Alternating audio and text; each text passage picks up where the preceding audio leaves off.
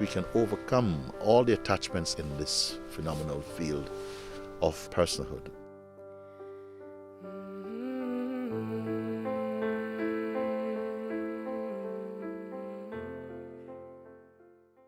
Sometimes we conceive of something, it can feel like we have been living with a certain kind of condition of fear, or a tendency to be very judgmental, or there's something troubling us. And it seems to occupy and preoccupy much of our attention in the waking state. And you may have gone and seen and had therapies about it, and spoken to people about it, and tried to, to say how much this thing has really been so disturbing. But I've found that sometimes people appear to be talking about these things, but it's almost, they're indulging in it also. The one who, when we begin to look at something earnestly, and especially if you have someone who is able to guide you, of how to be with that even by yourself, how to sit with that and inquire into it and to look, because when it is clearly seen, it is amazing how it just falls away when you are not feeding it. Now we may think we're not feeding it. No, I want to get rid of it. But we feed it with our belief. We believe the thing is so real and so, but why do I feel this way whenever I get in front of this person? And why is it that whenever I'm on trains or something, I always feel like seasick and so on? And we can feel that there are physiological reasons for it, or psychological reasons, we can say. As soon as we begin to understand and to take some distance and to look from a deeper place, and please accept that there are deeper and deeper regions within our looking, that you come to a place that when you see, you are free of it. And you see how ridiculous also some of these thoughts are. We create a relationship with them, and we imagine that they are so important, or we get so entangled, or something gets so entangled in them, and is now paying the cost for that entanglement, for that depth of association, or having awarded this thing with so much credibility. And then you see that they're just concepts. They're concepts believed in, and our mental attitude is reinforcing them because we identify so strongly with personhood, which is the fertile ground for these negative forces to be active, you see. And as soon as you see through it, you can walk away. You may look back and thought, wow, how could that have troubled me for so long? You see? Please accept that God has provided, through the instrument of this body and the intellect and the powers of discernment and so on, and the ability to mature and to move on and above lower concepts, that is a reality. And with this we can overcome all the attachments that are possible to develop in this phenomenal field of personhood. Personhood is itself something to be transcended also. So sometimes we must not respect our problems too much, the sense of problems, because they have no original strength or truth in them.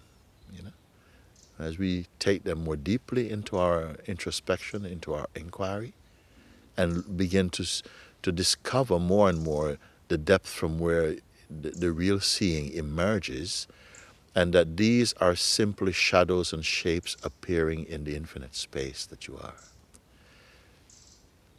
Their spell and power and virility is broken.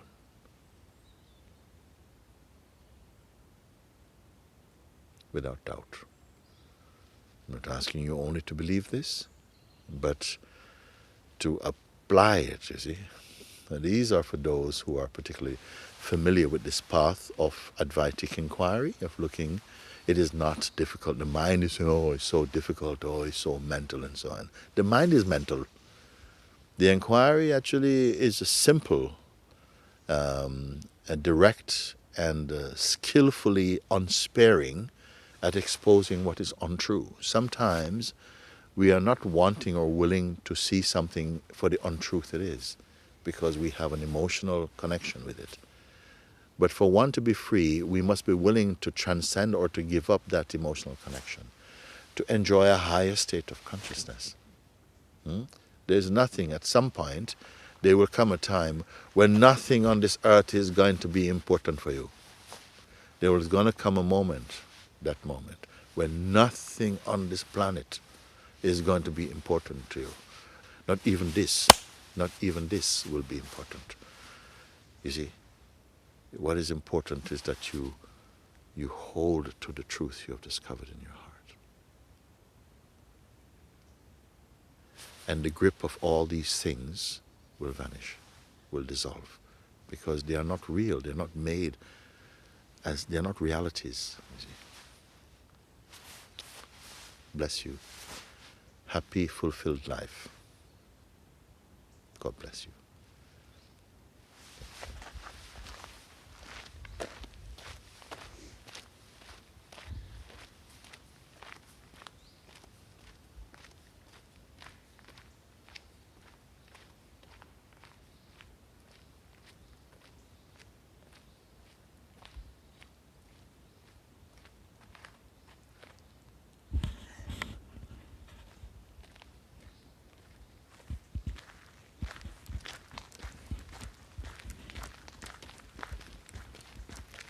Just to put the tail of this back onto it,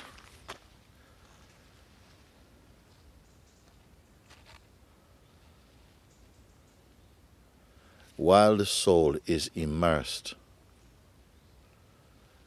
in the delusion of personhood, it will suffer all these kind of attacks.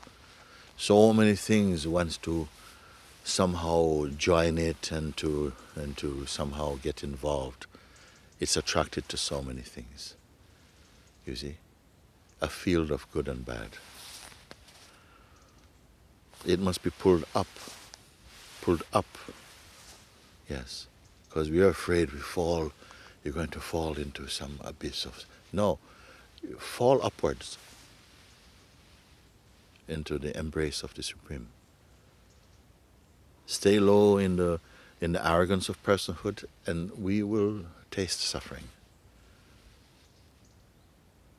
Choose the higher, even not having any firm conception of what it is. Just choose the higher. It is instinct for the one who is heading for freedom to just have a sense of the higher, you see, the purer, the perfect, and be pulled upwards into it, so to speak. No? So while the soul is immersed in its own self-interest and its own projections, taking them to be real, it will suffer them. One must transcend oneself. In a sense, you must destroy yourself in order to find yourself. You must destroy that within you, within ourselves, which is not true. Because both is there. That which is untrue, which is limited, or only relatively true, meaning that at a certain stage it's effective, it's important, but at a higher stage it is dissolved. It has nothing to contribute to you. Thank you. Alhamdulillah. Thank you. God bless you.